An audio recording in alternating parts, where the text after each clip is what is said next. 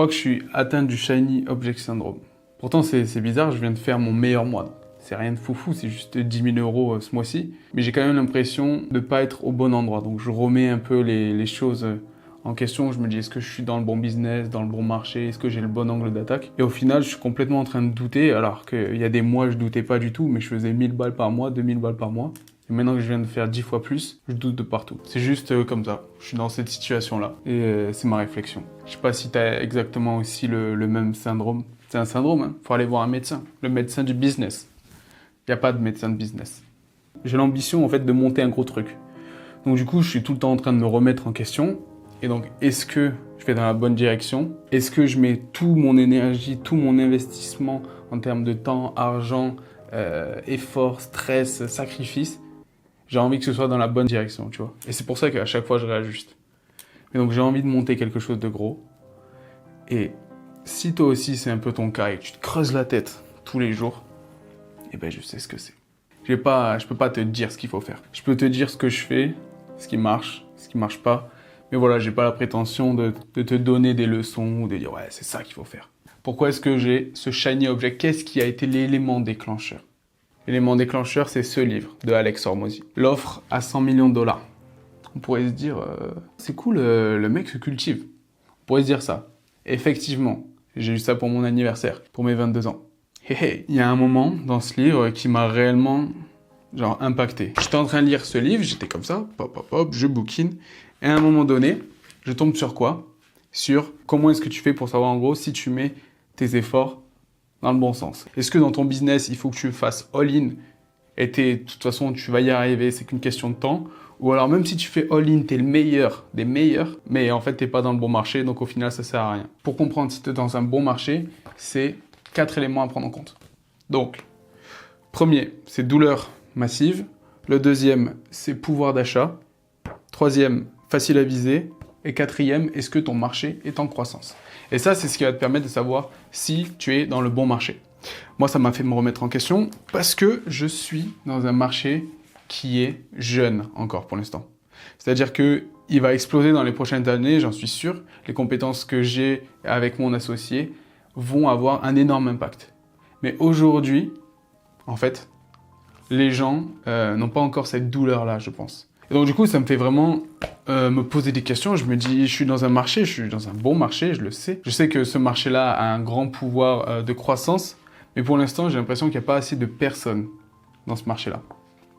Il n'y a pas assez de prospects, il n'y a pas assez de personnes qui ont de douleur.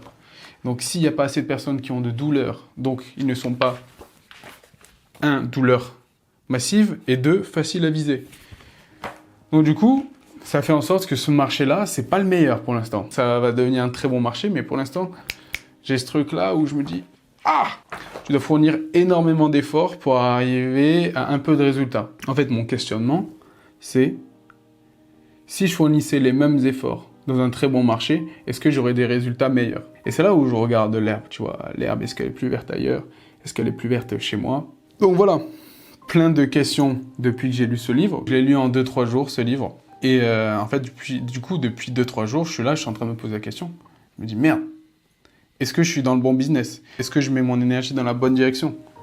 Est-ce que si je faisais exactement la même chose, exactement la même énergie, le même investissement, mais dans un autre marché, enfin dans un marché qui a une douleur massive, facile à viser, les gens ont du pouvoir d'achat et qui est en croissance, est-ce que j'aurais pas encore plus de résultats?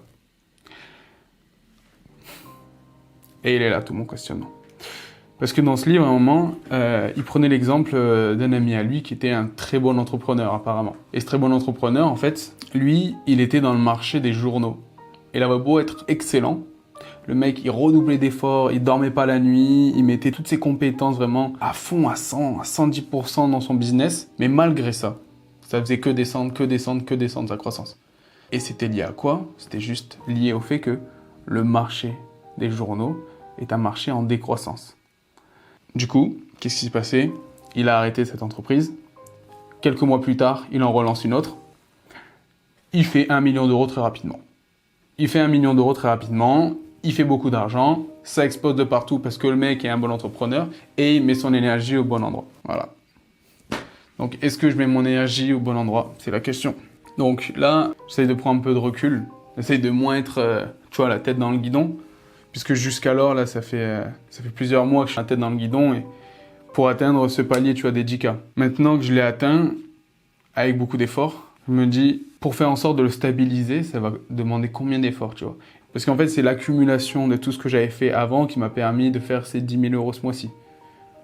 C'était pas, ok, je commence, bam, bam, tout d'un coup, let's go, 10 000 euros. Ça a pris du temps, tu vois. Et là, je me demande du coup, est-ce que je vais réussir à stabiliser ça? Et pour stabiliser ça, du coup, est-ce que ça va être trop compliqué? Je sais pas. Je sais pas, est-ce que... Parce que j'avais l'impression, en fait, au bout d'un moment, tu vois, tu fais une boule de neige. Et au début, c'est compliqué, tu vois, ta boule. Hop, hop, hop, t'arrives à faire une boule, une petite boule. Après, tu la roules dans la neige, tu la roules dans la neige. Et après, ça fait effet boule de neige. Voilà. Donc, ça fait une grosse boule, ça roule, ça roule, ça roule. Et là, aujourd'hui, la question que je me pose, c'est est-ce qu'il y a assez de neige?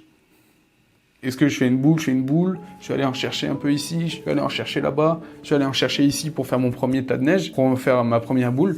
Et est-ce que quand je vais commencer à la faire rouler, est-ce que je vais avoir assez de neige, tu vois?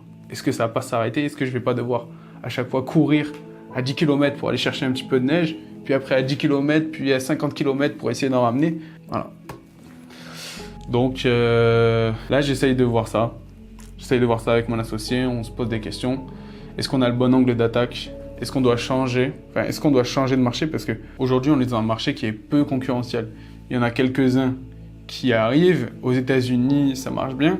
Mais aux États-Unis, il y a 10 fois plus d'entrepreneurs qu'en France. Donc s'il y a 10 fois plus d'entrepreneurs, il y a 10 fois plus de douleurs et ils sont beaucoup plus en avance. Donc ça veut dire qu'ils ont déjà de l'avance sur les douleurs massives des gens et sur le fait que ce soit facile à viser. Donc si j'étais aux États-Unis, le marché exploserait puisqu'il a déjà explosé. Mais on est en France.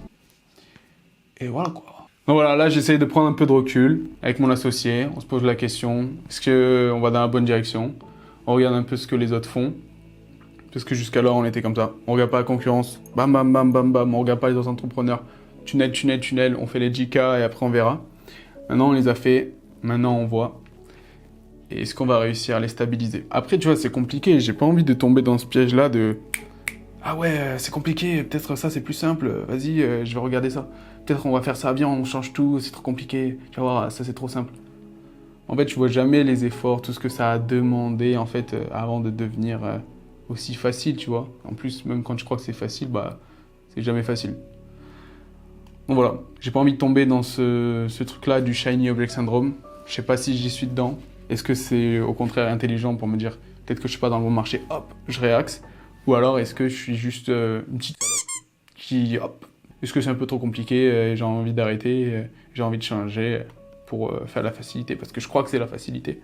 Parce que de toute façon, voilà, là j'ai construit quelque chose. En fait, ce qui est important, c'est de créer la confiance. Et la confiance, tu la crées avec les études de cas. Donc si tu repars sur quelque chose qui est complètement différent, eh ben, tu repars en fait, tu dois tout recommencer à zéro quasiment. Évidemment, tu as tes compétences, tu sais exactement où tu dois aller, mais voilà. Est-ce qu'on a le temps? Est-ce que c'est la bonne chose? Voilà, je sais pas si toi, t'as ce truc-là aussi. Est-ce que des fois, t'es là, tu te poses 1000 questions? Est-ce que tu te dis t'es dans le bon endroit, bon marché? Est-ce que t'as le bon produit, bon service? Est-ce que ton SaaS, il est bien? Aujourd'hui, j'ai pas envie de me perdre dans ce truc-là. J'ai pas envie de croire que, voilà, il faut absolument changer. C'est de pas prendre de décision à chaud, parce que j'ai tendance à être un peu... Ah, allez, on dégage tout, on change tout, on va faire comme ça, tu vas voir, ça va le faire. Non, je peux pas le faire, j'ai un associé, il est un peu plus réfléchi que moi. Moi, je suis un peu plus... on y va. Mais ça me fait du bien. Ça me fait du bien parce que... Est-ce que c'est juste un passage, tu vois? Un moment de doute et de remise en question comme ça arrive tout le temps? Ou est-ce que c'est vraiment intelligent?